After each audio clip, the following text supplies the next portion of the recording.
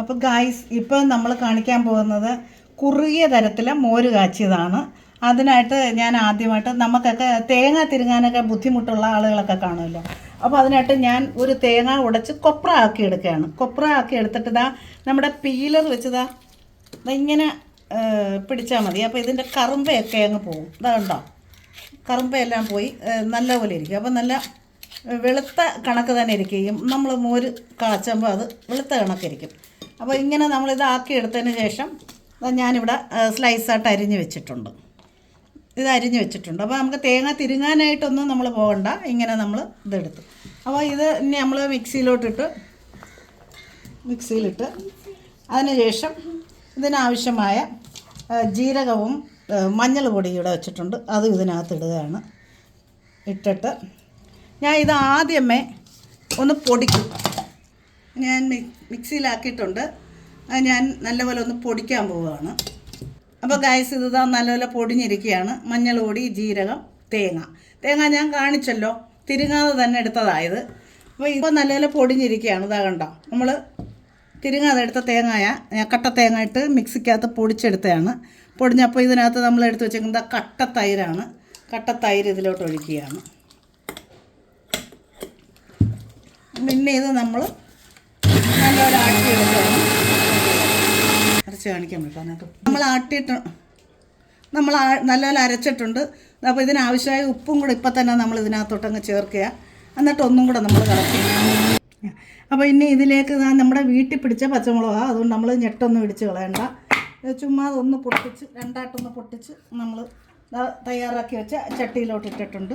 അതുപോലെ തന്നെ 2 പീസ് ഇഞ്ചി, അതും നമ്മൾ ജസ്റ്റ് ഒന്ന് ചതച്ച് ചട്ടിയിലേക്കിട്ട് അതിനുശേഷം ഈ വെളുത്തുള്ളിയും 2 കൊച്ചുള്ളിയും കൂടി ഇടാം. അത് ഇടിക്കുന്നതുകൊണ്ട് കുഴപ്പമൊന്നുമില്ല. അപ്പോൾ അത് ഇതുപോലെ ഒന്ന് രണ്ടാക്കി ചതച്ച് നമ്മൾ ഇതിനകത്തോട്ടേക്കിട്ട് ഇട്ടിരിക്കുകയാണ്. ഇനി നമ്മൾ ഇതിനകത്തോട്ട് ആട്ടി വെച്ച തൈര് നല്ലപോലെ ആട്ടി. ഇത് കട്ട തേങ്ങ എടുത്ത് ചെയ്തതാണ്. തേങ്ങ തിരുങ്ങിയതൊന്നുമില്ല. എല്ലാവരും കണ്ടു കാണുമെന്ന് വിശ്വസിക്കുന്നു. അപ്പോൾ നമ്മൾ ഇതിലേക്ക് ഒഴിച്ചു.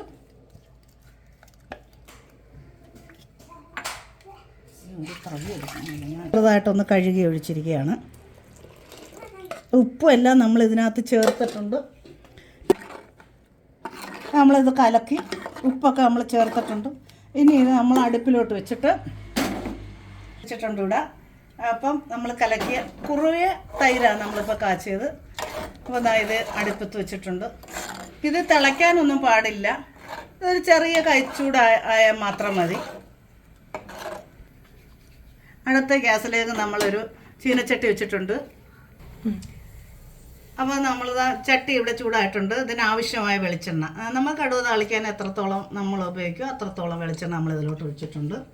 ഇതിലേക്ക് വെളിച്ചെണ്ണ ഒഴിച്ചിട്ടുണ്ട്. വെളിച്ചെണ്ണ ചൂടാകാൻ നമ്മൾ വെയിറ്റ് ചെയ്യാണ്. അപ്പോൾ ഗൈസ് ഇതിലോട്ട് നമുക്ക് ആവശ്യമായ ലേശം കടുക് ഇത്രയും മതി. നമ്മളത് ഇട്ടിട്ടുണ്ട്. അപ്പോൾ എണ്ണ തിളച്ച് നമ്മുടെ കടുക് ഇവിടെ പൊട്ടിക്കൊണ്ടിരിക്കുകയാണ്. ഉടനെ തന്നെ പൊട്ടി പല ഭാഗത്തോട്ടും ആകാനുള്ള സാധ്യതകളുണ്ട്.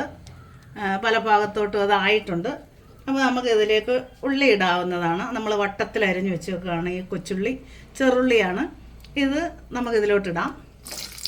നമ്മളത് അതിലോട്ട് ഇട്ടിട്ടുണ്ട്.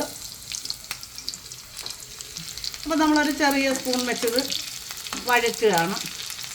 ഇത് ഇച്ചിരി ഗോൾഡൻ കളറോ ബ്രൗൺ കളറോ ഒക്കെ നമുക്ക് ആക്കാവുന്നതാണ്. അത് നമ്മുടെ എന്നാലും ബ്രൗൺ കളറാണ് നല്ലത്. ബ്രൗൺ കളർ ചെറുതായിട്ട് ആയിട്ടുണ്ട്. അപ്പോൾ ഇങ്ങനെ ഈ ബ്രൗൺ കളർ വന്നില്ല. ഈ ഗോൾഡൻ കളർ വന്നപ്പോഴത്തേന് നമ്മളിതാ മുളക് 2ആയിട്ട് വെട്ടിയ മുളക് 3 മുളക് കേട്ടോ നമ്മളിതിലോട്ടിട്ട് അതും കൂടെ ഒന്ന് നല്ലപോലെ മൂക്കുമ്പോഴത്തേന് കരിവേപ്പിലയുണ്ട്. കരിവേപ്പില വലുതായിട്ട് മൂക്കേണ്ട ആവശ്യമൊന്നുമില്ല. നമുക്ക് കരിവേപ്പില കിട്ടും.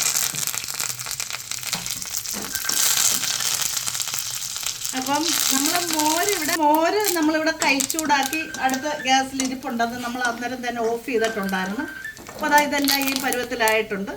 അപ്പോൾ നമ്മളിതാണ്ട് വളരെ വേഗത്തിൽ നമ്മൾ മോര് കാച്ചി, അതായത് കുറുകിയ മോരാണ് ഇത് നമ്മൾ കാച്ചിയെടുത്ത് കടുക് താളിച്ച് കണ്ടോ ഇത്രയേ ഉള്ളൂ, സിമ്പിൾ ആൻഡ് ബമ്പിൾ. ഓക്കെ.